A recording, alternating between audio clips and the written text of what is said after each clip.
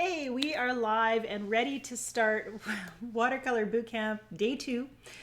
This is your splash course in watercolor. We are diving deep into watercolor techniques, and we're talking as well a lot about the mindset involved in creating a thriving creative practice, because if you're not enjoying what you're doing, you're not going to do it. So it's really important to love watercolor throughout, no matter whether you're a beginner or a professional like me.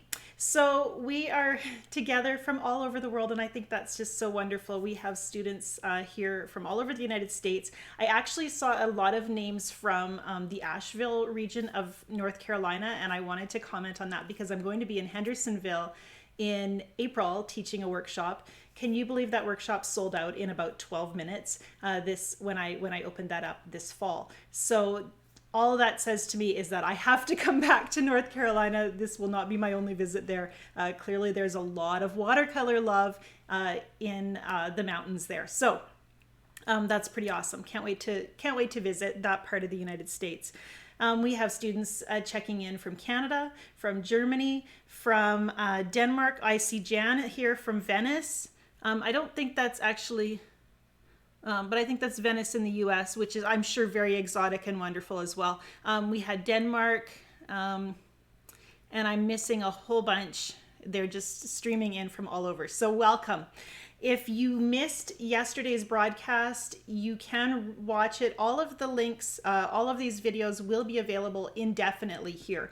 So if you have the link to the video, you can come back and watch it as many times as you want. That's important to me. I know that there's a lot of stress if you feel like you have to retain all that information in one sitting. So you get to watch it over and over again.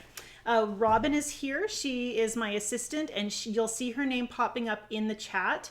You can ask questions there in the chat. If you put the word question in all caps, then we make sure not to miss it. We have 300 plus people watching right now, so that makes the chat very busy, and we want to make sure we catch your questions so I can answer as many of them as possible towards the end of the broadcast. And so that's, watch for Robin's name. Feel free to ask questions. Also, we have some more experienced watercolorists watching as well. So if you see a question that someone's asking in the chat and you have a useful answer for them, feel free to go ahead and just share your tips, because I do not know everything about watercolor.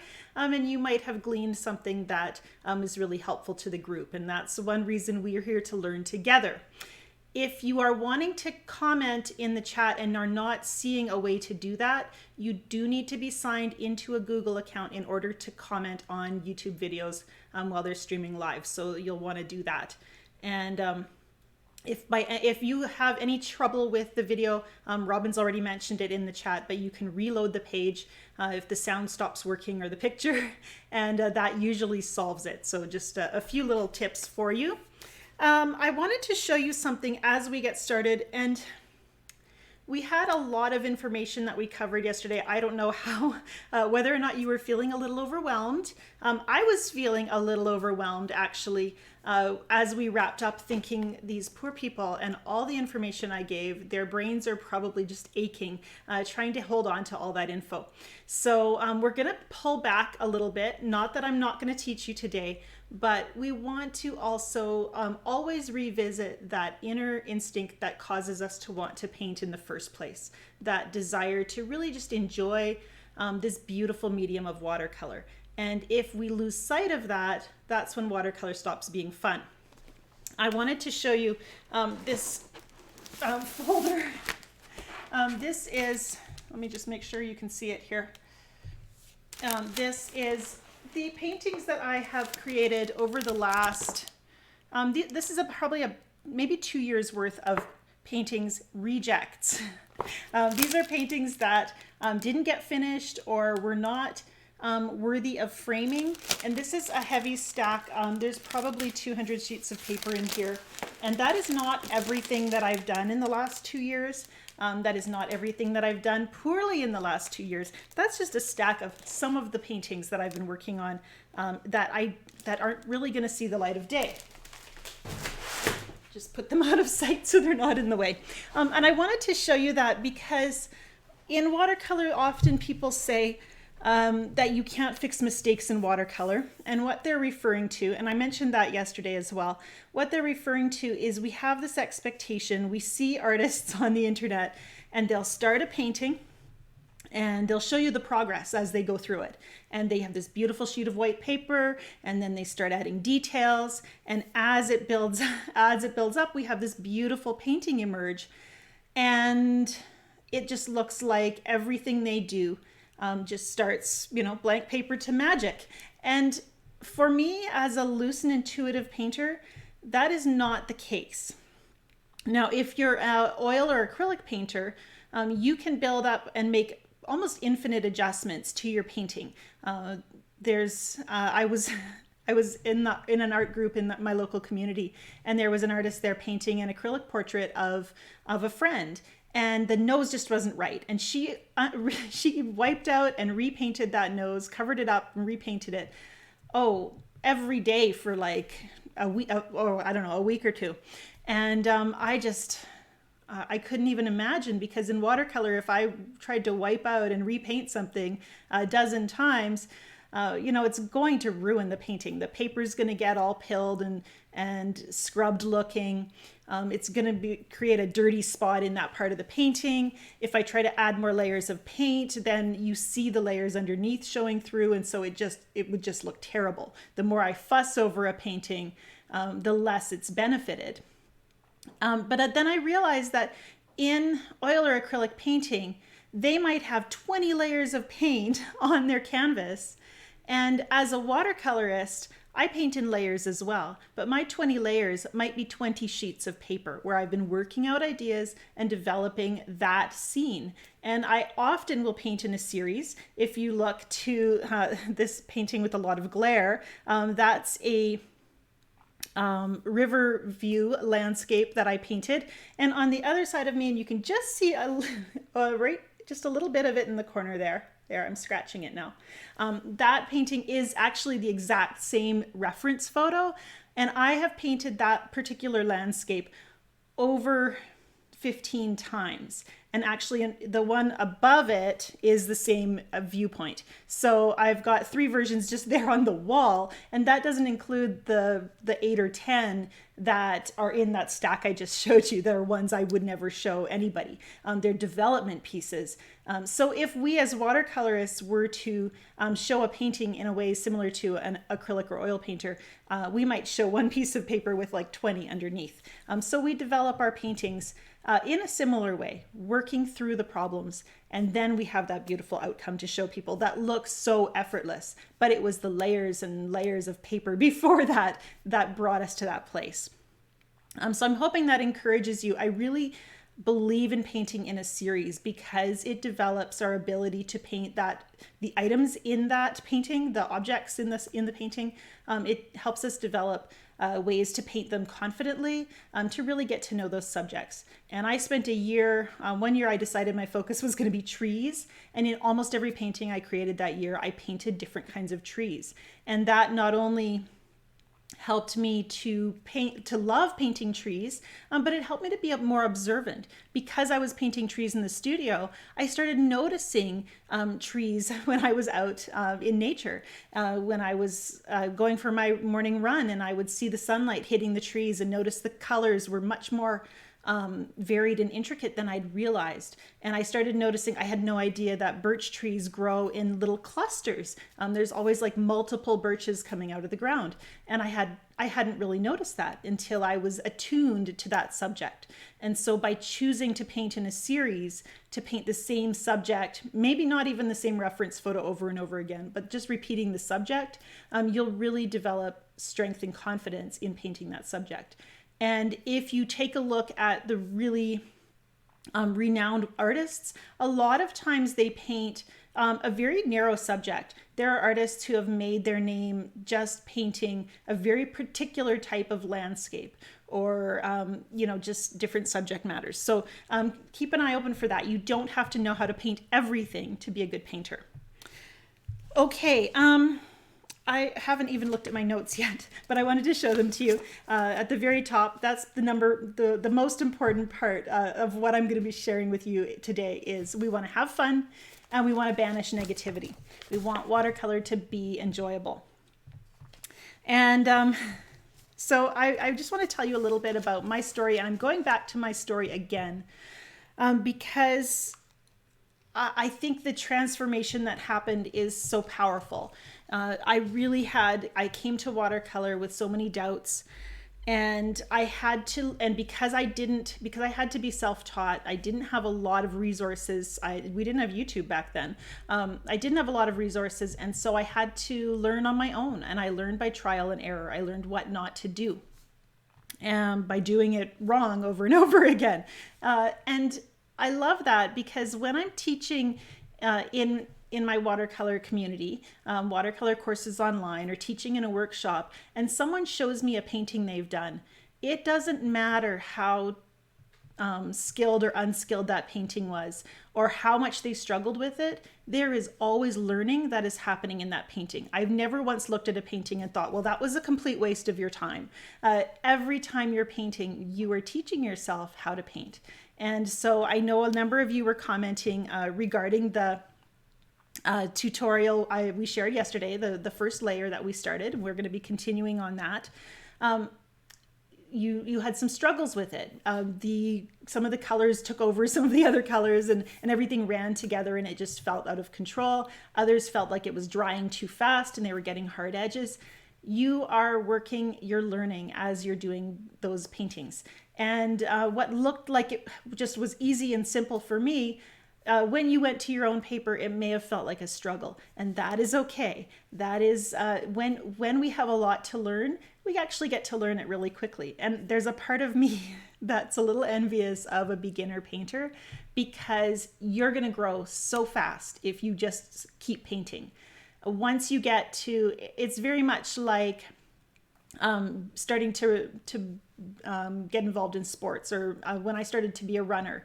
That goal from couch to 5K was a huge transformation, going from someone who didn't run at all to being able to run my first 5 kilometers. And it happened in a summer.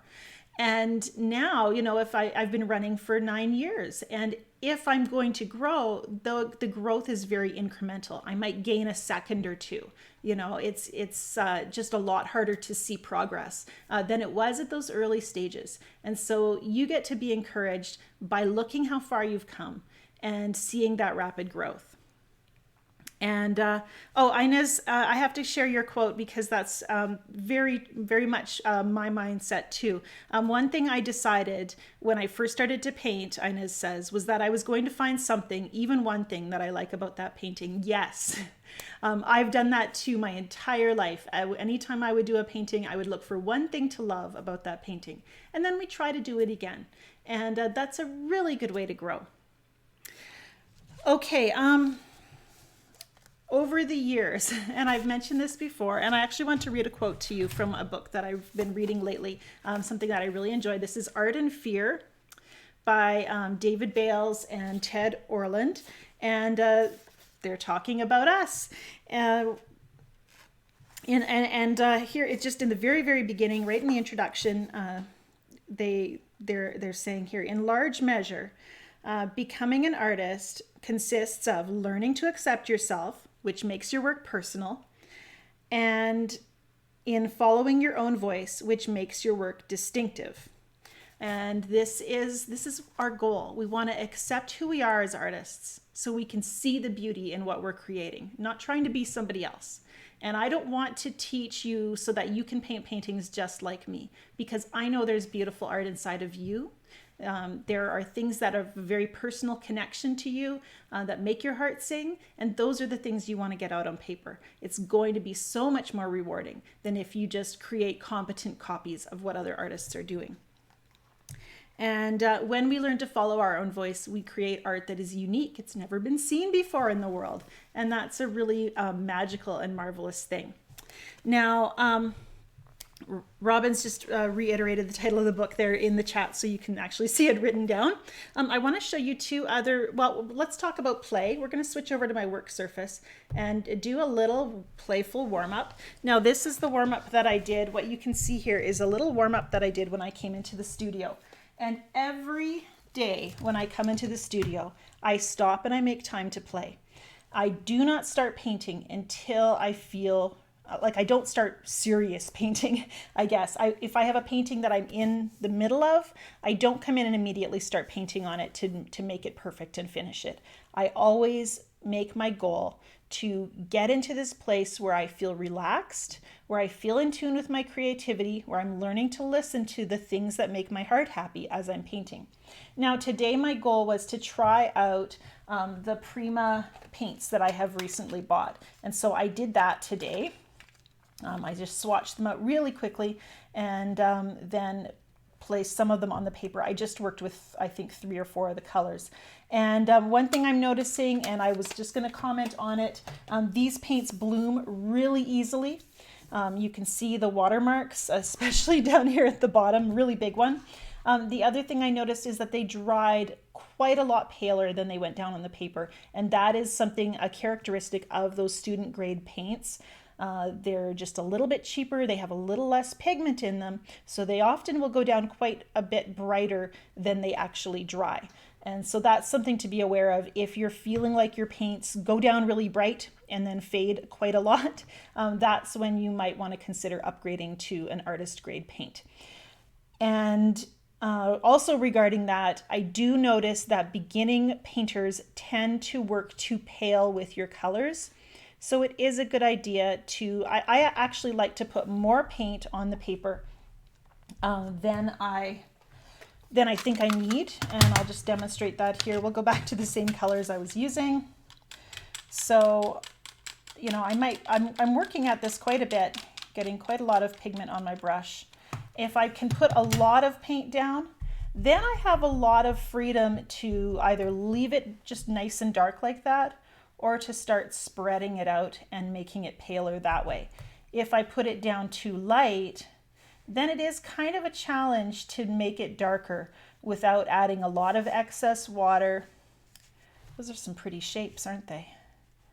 And actually this is something that I really enjoy doing. I've taken that dark color and I've pulled down that shape and created this really beautiful kind of floral shape that is darker at the top and then gets paler as I use my wet brush to pull the color down. And so that gives me some really beautiful freedom. And it meant I didn't have to keep going back to the palette either. So do take a look at your painting practice. If you're just getting started, think about working with more pigment rather than less, especially if you're using student grade paint. It's going to make a difference. Now we're going to set that aside and do our own little playful warm-up. This is just, that was just for me. And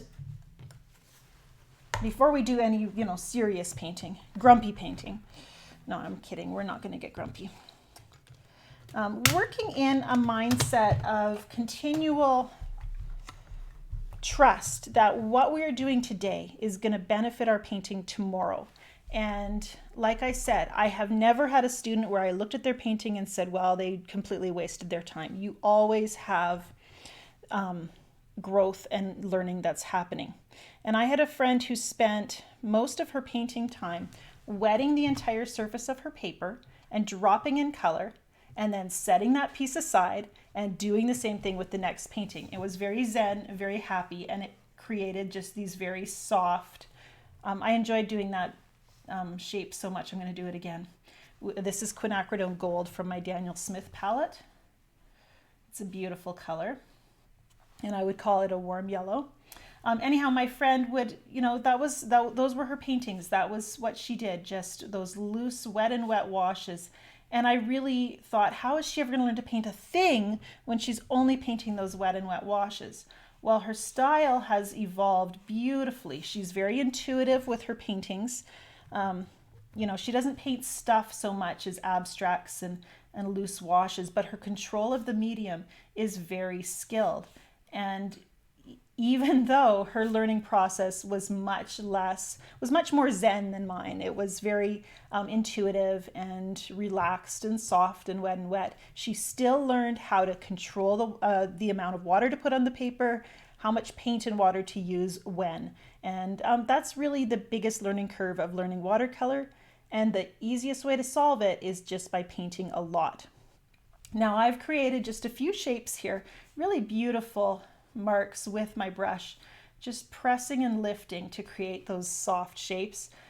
With the quinacridone gold and the green. This is green apatite, but sap green is a really nice green if you have it.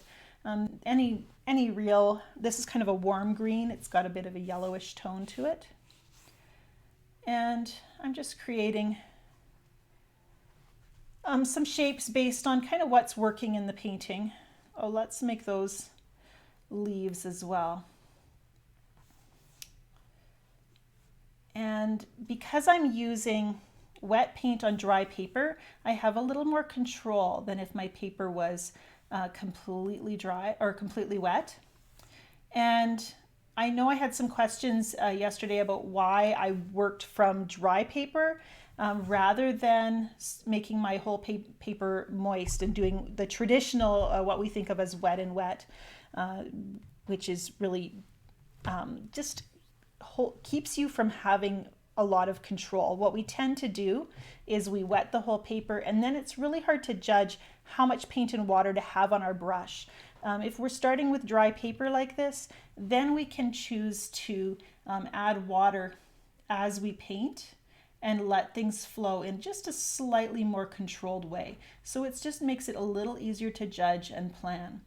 And this kind of warm up, I do warm-ups, playful explorations that involve wetting the whole paper and dropping color in. I have about probably 20 different things that I'll do when I want to warm up and loosen up in my painting process before I start my serious painting. And but a lot of it is I just come here to watch the paint. And so I put that first brush stroke down, and then I kind of decide where to go from there. This is an opportunity for me to build my brush handling skills, to make strokes that are pretty. And you'll notice I don't just use the point of my brush. I use the point to draw a little bit, but then I also like to use the side of my brush to create those larger shapes and let the brush do some of the work for me.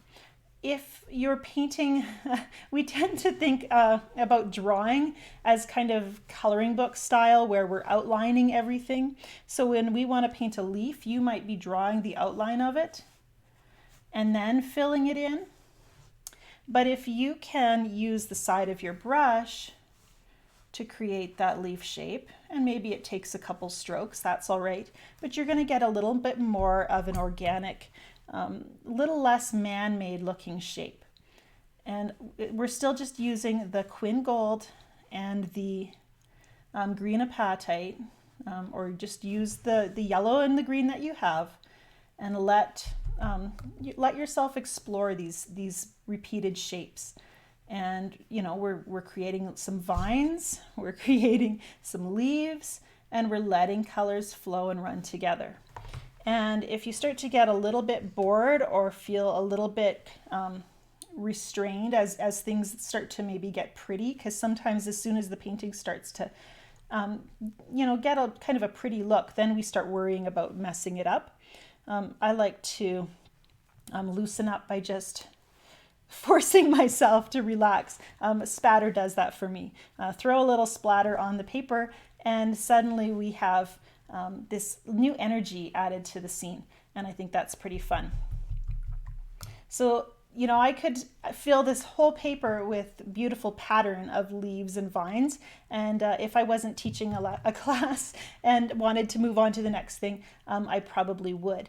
My goal here is to paint until that mindset, that creative feeling of being attuned to what's happening on the paper turns on. So if that takes 5 minutes, that's great. But sometimes it takes, an hour. Sometimes my whole painting session is just playing with color, playing with brush strokes and shapes in different ways, trying to find that little point of magic where I can kind of see just the next stroke. And almost intuitively think, I know the color that comes next, or I know what I should do next. And when I get to that place, then I know that I'm in my creative happy place and I can paint with authenticity and heart. I have to get out of my own head, my own expectations, and be here for the painting. Be here to watch the paint. And I love that idea of just watching the paint, letting it do its thing, and then meeting it where it is. And so that's a phrase I like to use. Watercolor is a journey. We're both working to control the paint and plan what it's going to do and collaborate with what's happening. And we do become more free to allow watercolor to move and flow once we start to get comfortable with techniques. When you can start to anticipate what's going to happen next, then it becomes a lot easier to get into that place of being in tune with the painting. So if this is a struggle for you, keep painting. You're going to start to see it and feel it. We're going to talk today about some of the common trouble spots, areas where you might be struggling in your painting. And we're going to continue on with our landscape. Now, I wanted to review what we worked on yesterday. But before we do that, I wanted to show you a couple books that might encourage you as well. One thing that I think can help us is when we loosen up our expectations from being very traditional about how we view watercolor. And often we think about the paintings with a high degree of technical skill as being our role models, but there are some amazing artists out there who are doing really wonderful things with watercolor and with different mediums. And the more different kinds of art we look at, the more we're able to kind of find our own place in there, rather than just trying to be like that one person that you really admire. This book, Just Add Watercolor by Helen Birch. There are links to these books in the description below the video. This one has a lot of very contemporary ways of using watercolor, and with a lot of variety. And I really liked seeing all the different ways these artists are using watercolor. And some I love, some don't appeal to me as much, but it gives me that opportunity to really grow my language for what is possible in watercolor and to see that diversity. This is very similar to the exploration that I was doing this morning. In fact, it looks more fun than what I was just doing. And it's a wonderful way to learn how to work wet in wet. Working wet and wet on dry paper gives you the opportunity to kind of do this small scale wet and wet thing. And that's really what we're doing here. When we work with wet paper and let those colors mingle, or on dry paper rather, and let those colors mingle within those smaller shapes. So that's a book I've really enjoyed. I also found this one, and this was one I used when I was teaching art to my kids at their school. This one's called If You Can Doodle, You Can Paint. If you can, and of course I believe that if you can get paint on paper, you're painting. So can paint is kind of beyond the point, but this just gives a whole bunch of different projects, and they're not all watercolor, but they're just really fun ways to explore making art and also just redefining what art looks like for you. And I really enjoyed seeing all the different ways she takes what you're able to do, even if it's awkward and clunky. If your drawing skills are not prime, that's okay. She takes those and she finds these ways to make them just really look like fun and engaging art. And it's really a no guilt way of learning to work with artistic media. So those are two books that I think are really fun. The links to those is in the description below the video. And if you're wanting to do art with young people, if you have kids or grandkids you want to paint with, nieces or nephews, those books are also a good place to give them ideas. Now we're going to look at the painting I did yesterday. And I saw on Instagram, actually, somebody had taken this little demo and done just a beautiful, simple landscape. And actually, that reminds me, there was a simple landscape page in the Just Add Watercolor book that I wanted to show you, if I can find it. It's always the first page you turn to when no one's watching. We'll give it a second. I should actually mention, I really like this one. It looks, there's a part of it that looks quite amateurish, but I love the idea that this artist felt really free to create all of their brush marks separate, even though watercolor is a medium that allows things to really run together. that was not where he went. And I just think that's so out of the box. I really admired that just for that reason. Come on, imaginary landscapes. Oh, there they are. So just very, very simple. Sky, land, color, dark and light values, and just repeating it over and over again to create these different little powerful paintings. And you can do them quite small. They don't have to be enormous. So you can see my flat wash, not perfectly flat. If I was an artist who had really wanted to match my painting to my expectations, this is just going to be a struggle for me. But if you're wanting to be a little more open to what the painting leads you into, then you have a painting that you can work with. And actually, I have an idea for this. Something that I've been doing lately that's really fun is working with stencils to create pattern in my paintings. And you can take a little piece of, this is a microfiber sponge, just like magic eraser, and you can use that to lift out color and start to create pattern. And this has been something that I've been enjoying doing in my paintings. And so yeah, there's never just, oh, I ruined that and I have to put it away. It's like, well, maybe I can do something else interesting with that. And suddenly you have this new idea and get to explore it. Every painting gets to be an experiment when we have this idea that we can use playful fun as a way of growing our skills. Okay, moving on. We're going to talk about edges now. And let's look at some edges as we're talking about them. We have edges here. We have all of these defined shapes that provide us with boundaries, really, for our objects. And we start to understand what our object is because the edges tell us we have shape there. When there are no edges, we have, just this smooth mass of color.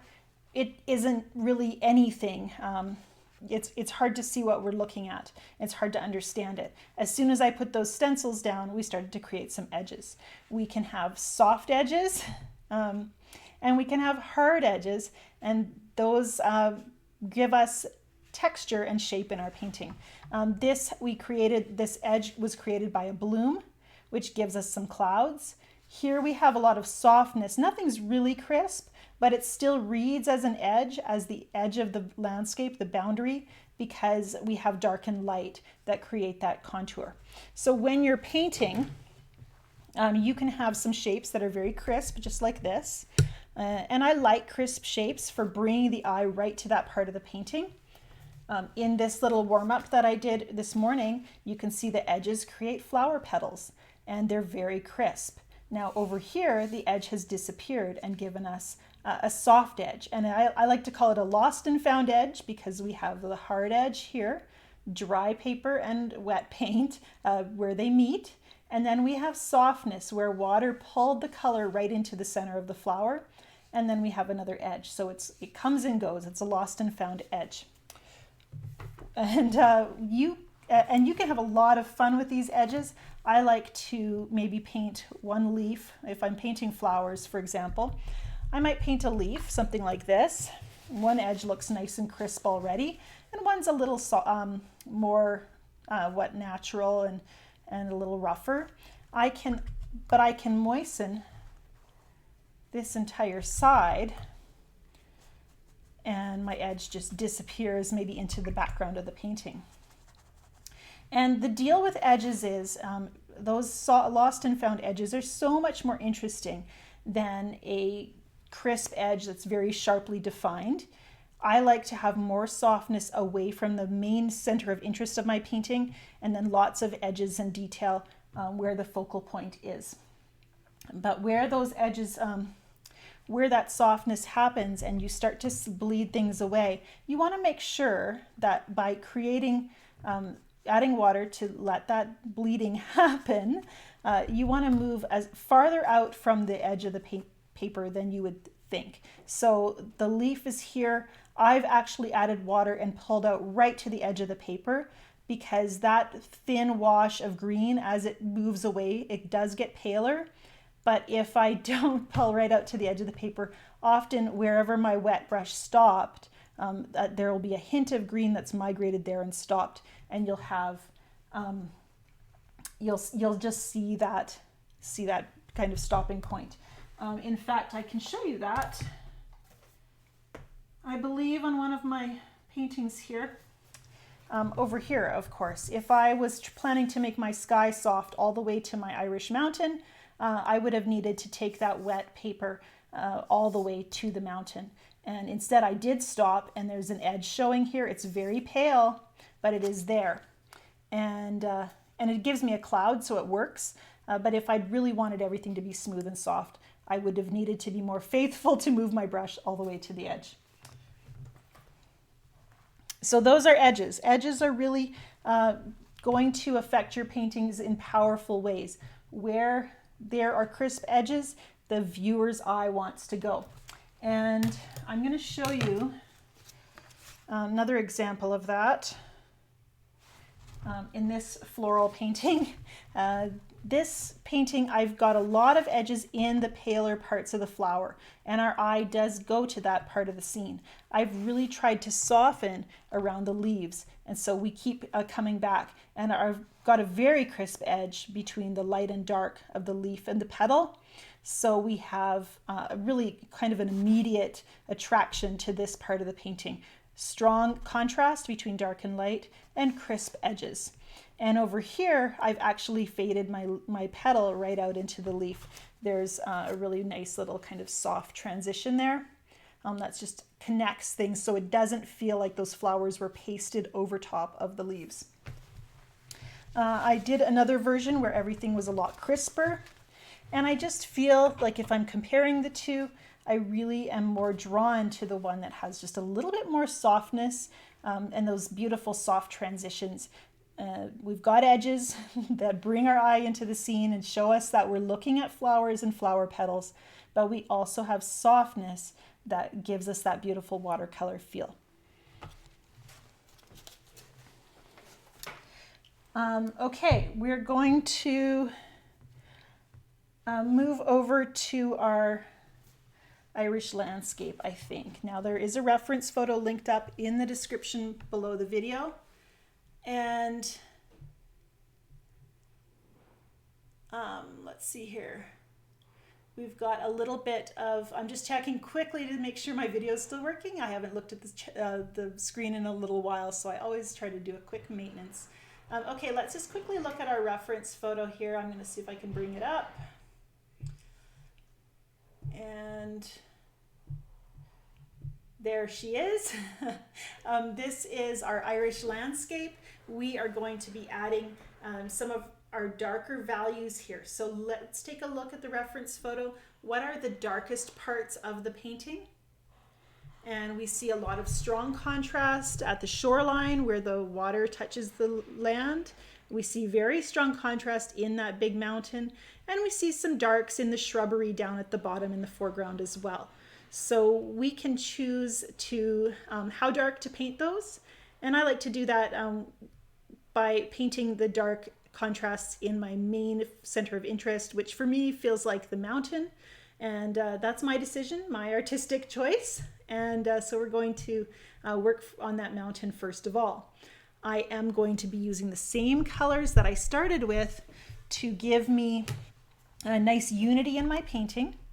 So I like those kind of rusty colors I was using the quinacridone magenta, and the quin gold. And you can see that gives me a really beautiful kind of burnt orange. So I think I'm going to start with that. And I'm going to paint around, there was kind of a little mound of rocks down here. So I'm going to paint around that a little bit. And immediately I have edges, as you can see. I'm painting on dry paper.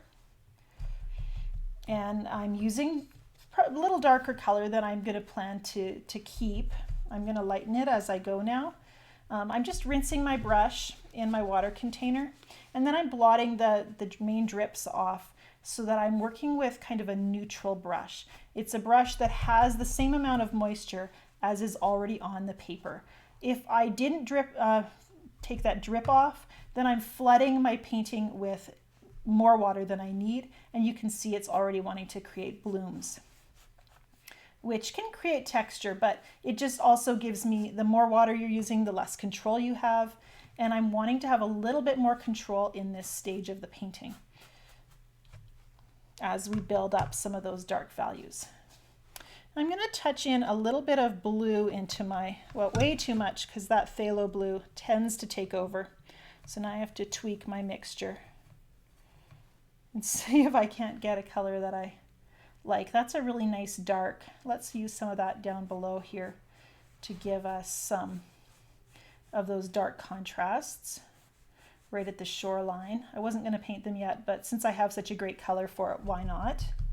And you can see I'm placing those colors with a nice crisp line, and then I can use my brush to soften them a little bit. And I have to tell you that I'm a little bit of a chicken when it comes to softening shapes. I like a soft edge more than a hard edge. Hard edge is a real strong commitment. You know, once you place that hard edge, it's there. And we noticed that when I showed you this version, this blue water, once it dried and I painted the yellow over top, you can still see the boundary of the blue. And so that's that hard edge. It likes to stay. So that's where we want to be thinking about soft edges in the earlier stages of the painting. It's never too late to add those hard edges a little bit later.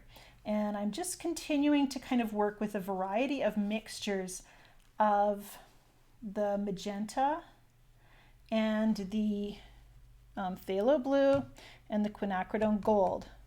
And I have a little method that I use so that I don't run out of color when I'm painting a large area, because there is nothing worse, well, a few things worse, than having to, in a hurry, mix up a fresh color because you've run out.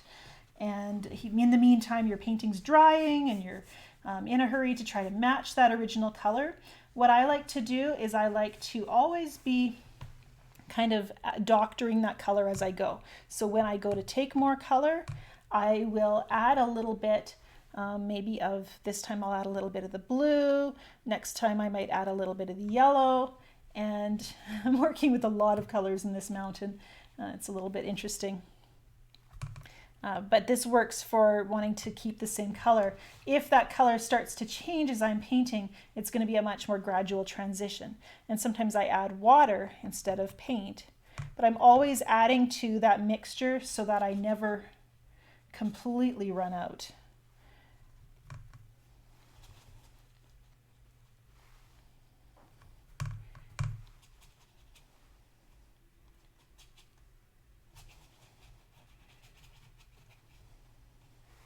Okay, there's a few little white holes here where I've let some of the original color show through, and that don't you notice how your eye goes right to those little spots? And anytime we leave those white spaces of lighter value, that's a really good way to bring the eye right into the painting. It's just pow, you want to go to those areas of strong contrast. There's tiny little edges there, and then contrast between dark and light. That is our tool as watercolor artists for bringing the viewer to the important parts of the painting, is contrast and edges. Okay, I'm going to work over in these distant hills. I want to have kind of a soft distant hill, and I know I used green and blue over there. I just can't remember quite the proportions, so I'm just going to keep kind of tweaking and adding from this little palette until I get the colors that I like, something that feels like it'll work. And because I'm using the same, half a dozen colors, I'm going to have a pretty good chance of getting those same colors again as I'm mixing, or things that will match. And that's a really pretty gray-green, actually. I like it. So as I'm painting this, I'm losing my foggy effect because I have now a stronger edge. Before, you couldn't really see the tops of the hill because the clouds and the hill just blended so smoothly. So I'm going to need to soften things here, and I'll do that in just a second. Let's touch in a little bit of some of this other color just down below. As we get closer to the viewer, closer to the bottom of the paper, everything gets a little closer and we can see maybe more of the actual color. It's not quite as grayed out as it might be further away. Really pretty. I like those colors. And I'm going to use now a damp brush to create my lost and found foggy edge. And that's bleeding, so we blot a little bit to control the bleed.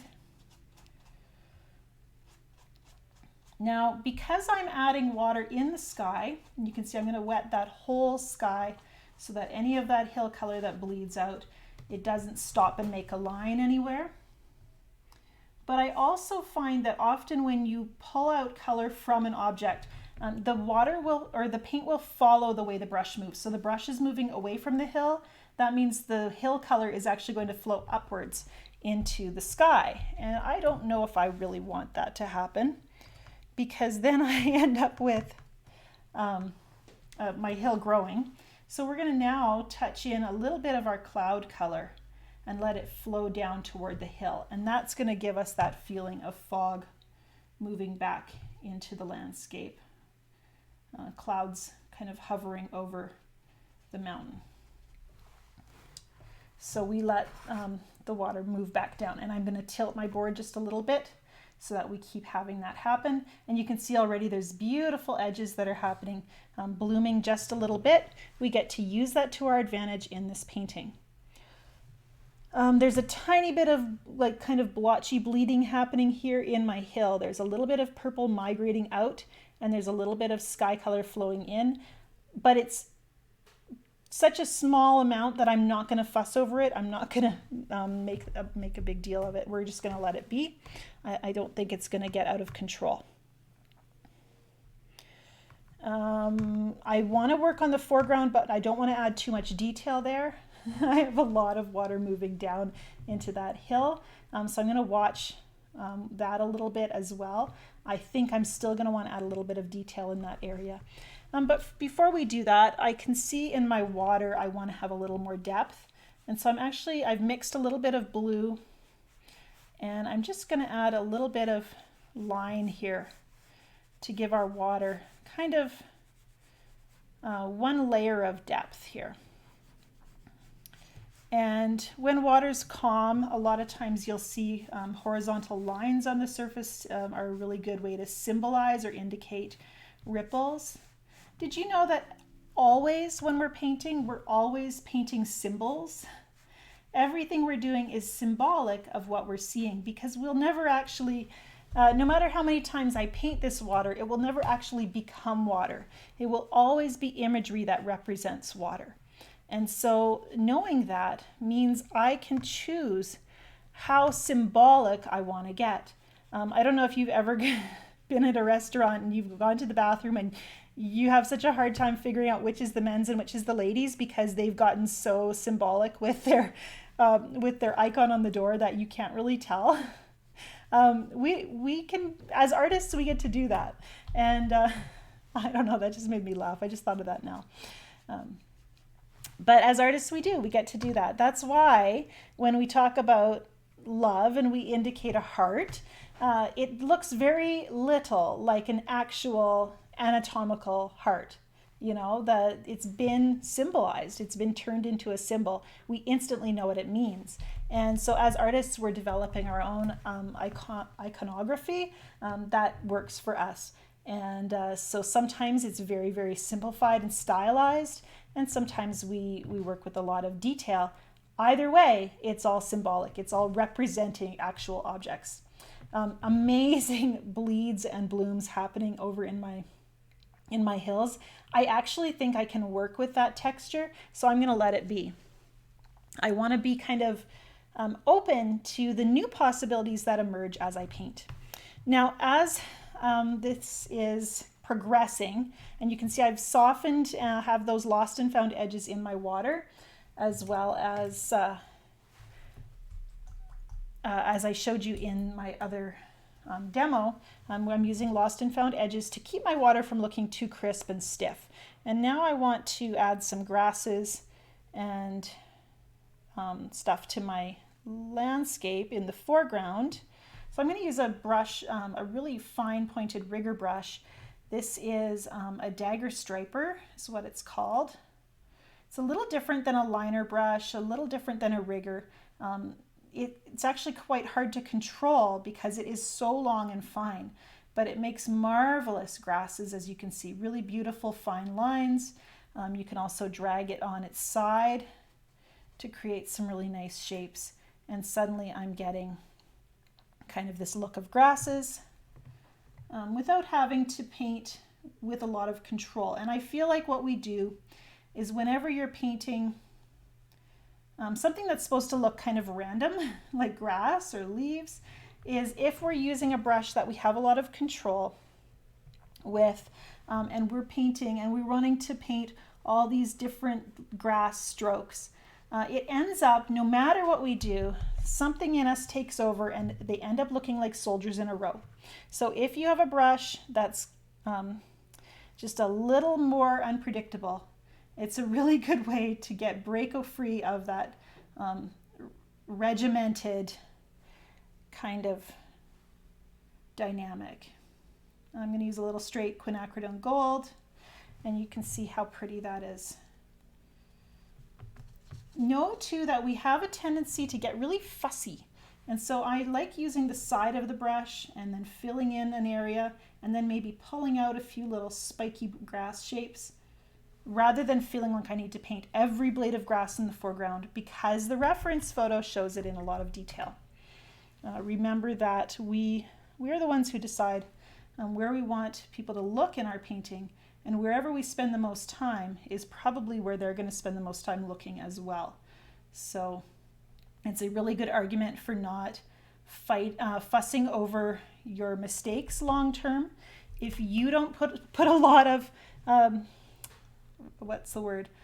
thought and energy into trying to manage and control them, other people probably aren't going to notice them nearly as much either. So just something to think about. There are some rocks over on this side, and I'm debating whether or not to add them. I could just just carry the grass right across the painting, and I kind of feel like that might be a good idea. But we'll try to put a couple rocks in. Just a little bit of gray.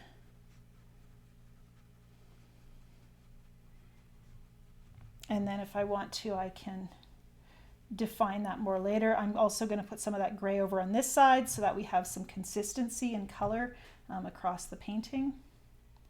And let's use some of that same color. It's a nice color, and I think it'll work well for my shoreline away out in the distance. In fact, I can pull a few little spikes up to suggest some distant grasses or shrubs or something.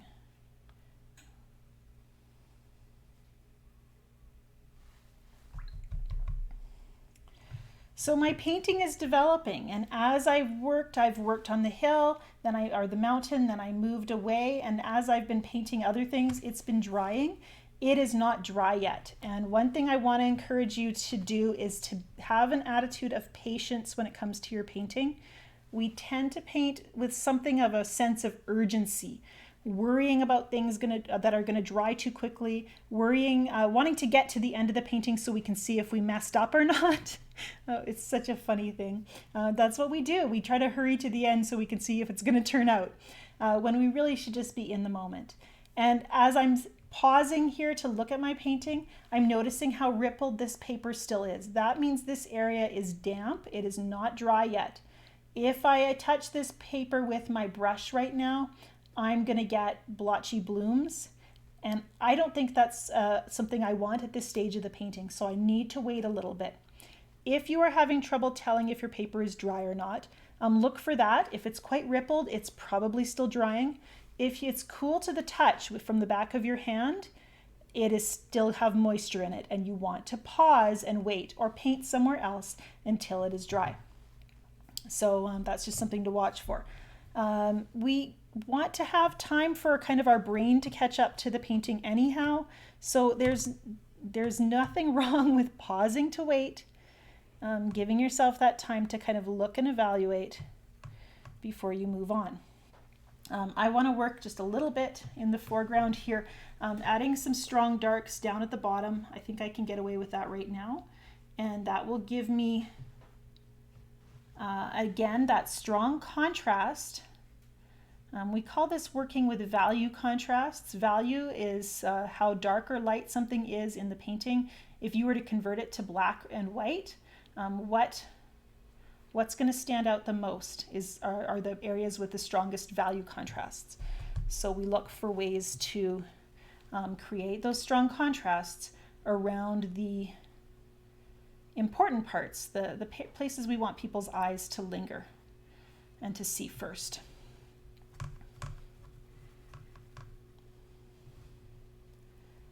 So I'm hesitant again to move up into here, although I kind of would like to add some texture that indicates further contours of the mountain. So I'm kind of pausing as I wait for that. I also have this area here, which I could use the flow that's happening there as a way of creating some texture or some of the contours of my landscape as well. And I'm actually going to try that right now, I think. I need a grayish green again, so let's see if we can't get something that will give us that feeling. And then I'm just going to start adding just a few little brush strokes, and these are going to blend with the lower part of the painting where it's starting to dry just a bit more, and the upper part where those blooms are, and it's going to soften a little bit of that bloom and camouflage it a little bit by putting a little bit of darker color over it. And you can see how that's creating just a bit of further depths. Sometimes if you're painting, if elements of your painting just look a little bit flat, all you need is a little bit of a slightly darker value tone-on-tone painting to give it that little extra depth. And I think I want to work with some of this rusty color over in this part of my painting as well. And let's see if we can't create some texture. Again, with this kind of fun brush. This time I'm going to paint some grassy shrubbery. Some kind of fluffy, rough edges, just like that. And even in just this amount of time, it's dried enough that I can add some color to it. It's not perfectly dry, but I've been painting long enough that I know what I can get away with. And when in doubt, don't be afraid to let it dry completely and then build up your layers. If you're new to this, that is a safer way to go than to be anxious and urgent and then find you've painted too soon and created a whole ton of blooms that now you have to try to figure out how to work around. So again, creating a rough kind of edge. This is a contour of like maybe a bump on the hill, and then a little bit of a damp brush to soften and break up that strong edge, and that just gives me a little bit more depth there. When I'm painting one color over top of another color, if you keep the colors the same, then you're working kind of tone on tone, and that's a good way of making the color just a little darker and richer. If a color seems too bright, that might be where you want to paint that color's complement over top and tone that color back. And that's kind of advanced color theory. Really, if you're just learning to paint in watercolor, you're probably just going to be concentrating on just managing the paint and water, and you'll have a time when you're ready for color theory. Don't worry about that too much.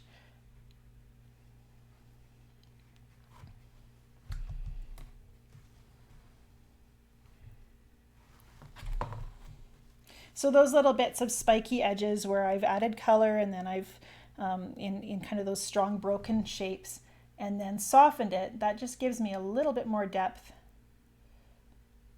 and it builds up some of those beautiful irregular shapes and colors as well. And again, with the back and forth, soft and hard edges, this is play, this is experimentation and exploration, and it creates knowledge. It adds knowledge to your body of tools and tricks that you can use to make your paintings better. We've got areas in this painting that are very soft, and we've got areas that are stronger and crisper. We've got areas that are quite muted and gray, and then we've got areas that are brighter and have some pops of color. Even right here in the center of my mountain, because the mountain is mostly kind of muddy color, this area really just draws the eye. And that beautiful pure blue of the water is kind of a beautiful counterpoint to all the muddy hues in this painting as well. As I paint this, I think of ways that I could paint it differently if I were going to paint it again. And I love having those ideas of what I would do differently because, I've only spent about an hour on this painting. And that means I have, an hour is really not a lot in terms of painting time, painting experience. So I could easily do this scene again and try out some of those other ideas and see what works and see what doesn't. Try to repeat the things I really like and try to change up the things I don't love. Maybe I'd like to try some different colors and be really a kind of imaginary and intuitive about my colors. Maybe I'd like to try making a different part of the painting my focal point. Maybe I'd like to spend more time on the foreground and have everything else kind of fade into the background. I get the freedom to paint this in my way and to paint it as many times as I want. I'm going to just switch around here. There we go. And take a look at some of your questions. I know there's a bunch. And, good questions. Nell says, how do you give yourself permission to waste, to play on good paper, when it seems so precious? One thing that has helped me is to recognize the value of my creative process and of taking time for creativity. We spend a lot of money on food to feed and nourish our bodies. And we spend, we spend money on all kinds of things that we believe are important. And yet somehow we never think of our mental health as being something worth investing in. And I think that's such a mistake. If our mental health isn't good, our body suffers, our sleep suffers. And in choosing to take time to explore my creativity, to take the time to play and get into a headspace that is at peace and willing to kind of focus on being in the moment, those are mental disciplines that benefit my entire life. And so how could I not want to spend money on playing with paint and making messes on the paper, even if nothing turns out? If I'm choosing that painting process, choosing to make my painting process valuable and beautiful, it really benefits me, and I cannot diminish that. And that goes beyond becoming a good painter and whether or not you're doing good at what you're making. It's not about, we never question whether or not we're worth feeding. We buy food, we eat. So let's feed our creativity, our mental health. And I think that's really important.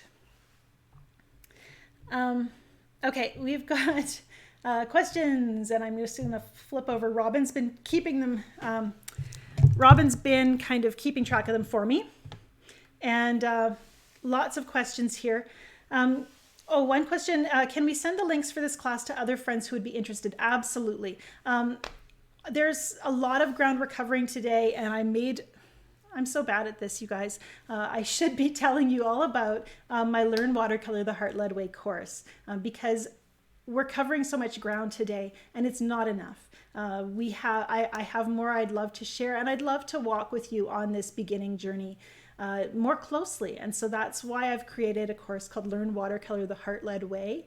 And it's this idea that we tend to tackle learning watercolor in a kind of a linear fashion. We've been taught to learn a certain way, step by step with drills and discipline. But I really believe that if we want this healthy creative process, there needs to be an aspect of letting creativity lead, letting the heart lead.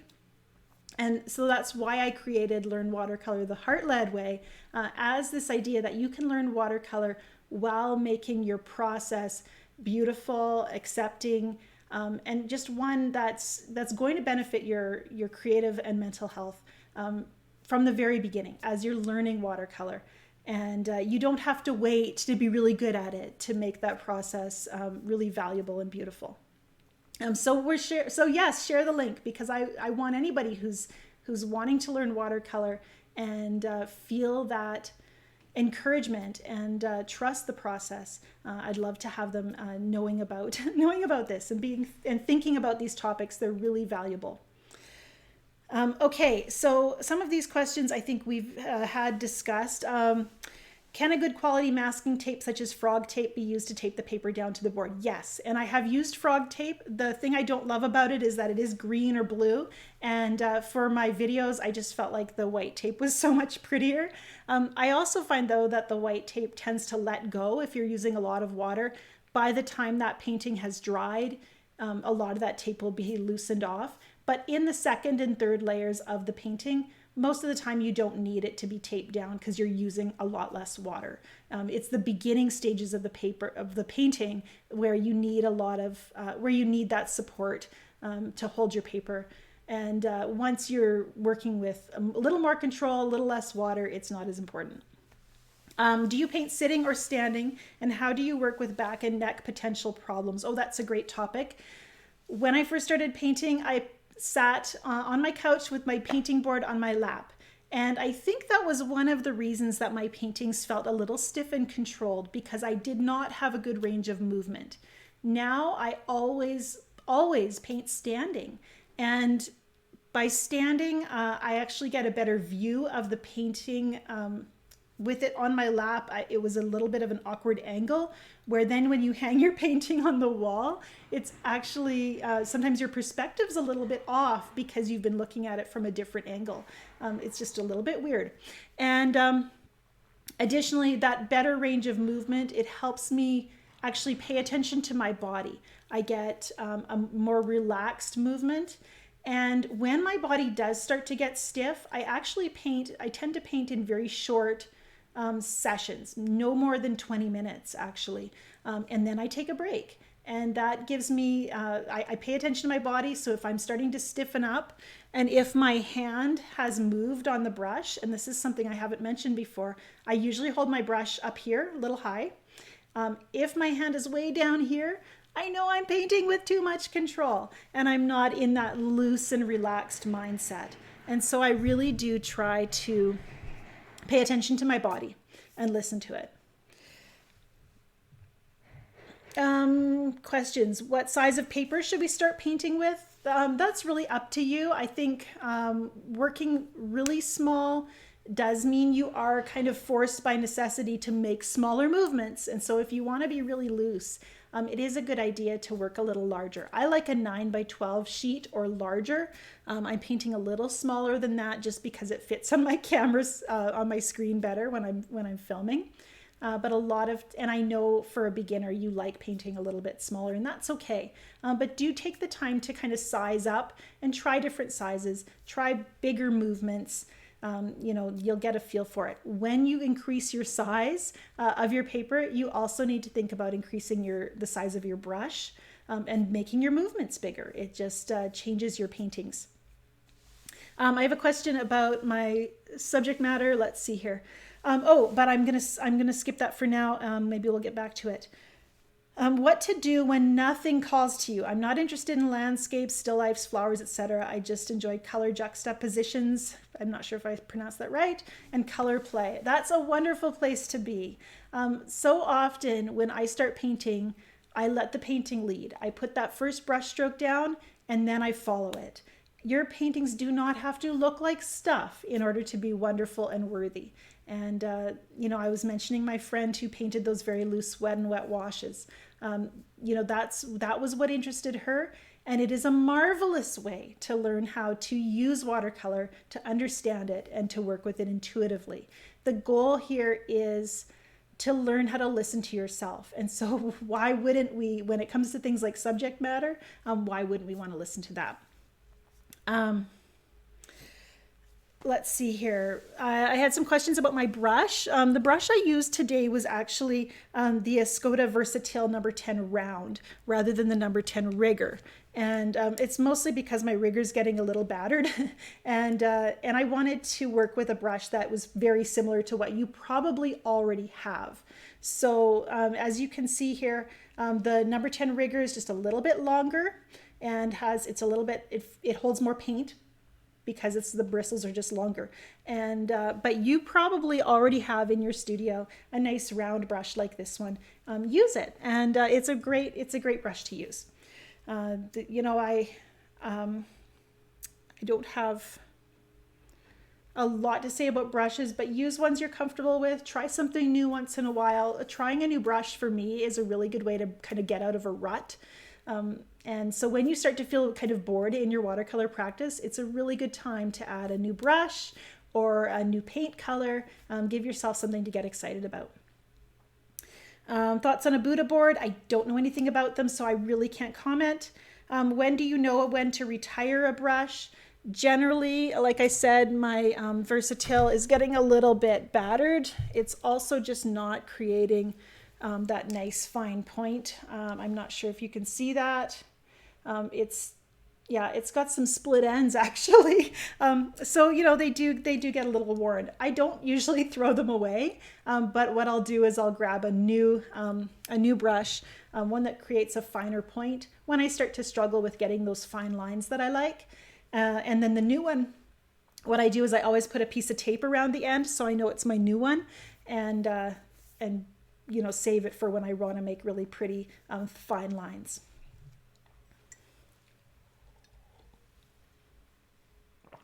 Okay, I had a comment, my Coroplast bows, any suggestions? So it's curving, it's not nice and flat. That is not, I wonder if there's different thicknesses maybe, and yours is just a little bit thinner. That would be my guess. What good is it to share our work with others? Great question.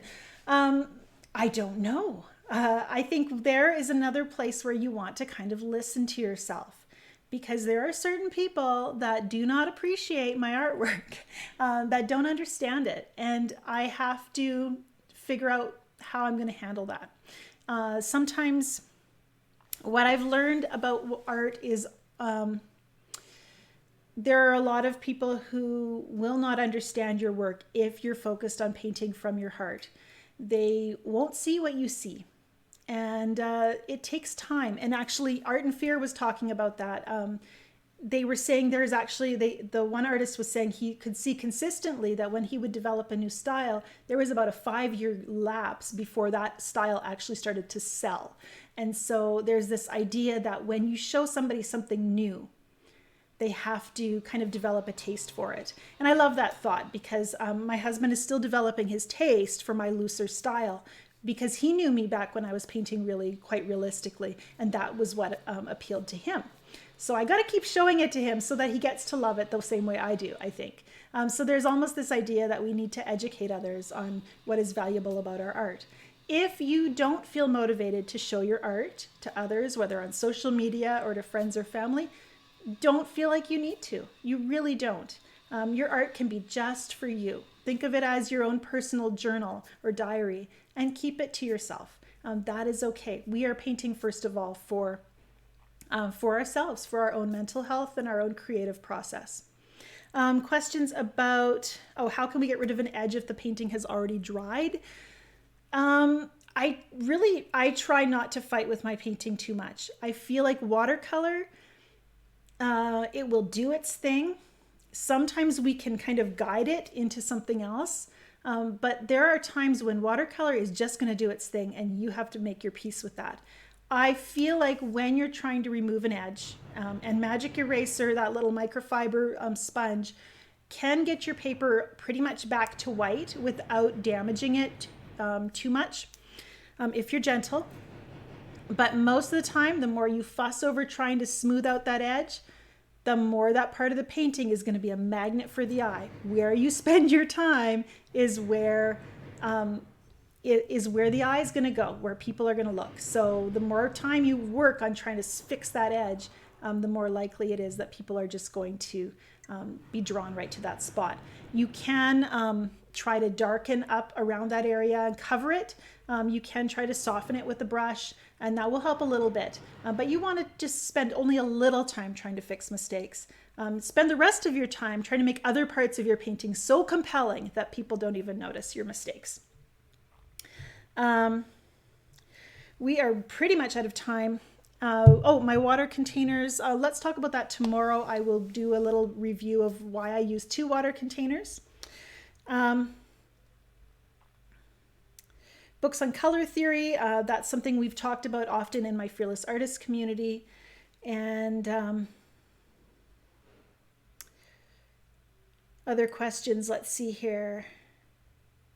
Is it a waste of time to practice on cheap paper? I don't think so. I think cheap paper will often cause you to struggle and fight with the painting more than you would if you're on the good paper. But if you have paper, go ahead and use it. Use what you have. Okay, I'm going to wrap up here, but I want to just mention again, you're going to be getting an email with a little overview of what we covered today. This is a lot of content again. And I want to encourage you, make sure that you are spending time for playful practice in your watercolor process. It is still learning time, but it's also time where you're learning how to listen to yourself. And that is really critical if you want to develop a personal style and if you want to create art that feels really resonant and true to you and deeply authentic. My course, Learn Watercolor the Heart-Led Way, we are doing an interactive run through of this course. What this means is the course is made. You can sign up and take that course anytime. But if you'd like to do it in a classroom environment where you are joining with other students who are learning at the same time as you, discussing the lessons, able to share what you've learned and receive coaching and critique from me, that is going to be happening through February 14th to I think around the same time in March. We're going for 4 weeks. And we're going to be going through that course together. This also includes bonus live lessons. And so it's just a really good way to spend some beginner learning time. And I wanted to make sure you knew about that so that you could participate. If you're feeling like this workshop is hitting you right where you're at right now and you want more of it, that is a really great place to go. Watch your email and I'll send you a link to for how to join that workshop. And the content in the course you get to keep forever. And then you can watch the course over and over again. But the interactive series starts on February 14th. I do also, Jan says, and she's right, I have lots of demo videos on YouTube. So if you're still getting to know whether or not my teaching style is a fit for you, that's a really good place to go and grow your skills. I feel like we learn a lot by copying at this early stage when you're first getting to know watercolor. And then at some point you get to let go and kind of launch out on your own. And that's always really exciting and overwhelming and intimidating and rewarding. Thank you for being here. Helen says, I learned something new, even though I've been following you for well over a year. I'm learning new things every day. And whenever I feel like I've learned everything there is to learn, that means I'm probably going to get stuck and find out that I'm at a new learning cycle and there's a breakthrough right around the corner. And whenever you feel stuck, that's a really good thing to remember. When you're feeling stuck, it's because you're powering through a new lesson, some kind of learning lesson in watercolor, and there is a breakthrough right around the corner. It's happened for me over and over again, and I know it will happen for you too. Thanks for joining me today. I will see you tomorrow in our last day of boot camp. We're going to have even more fun with watercolor and learn just a little bit more about this fascinating medium. It is just so beautiful, and I want you to fall in love with it as much as I have. Thanks for watching. Bye for now.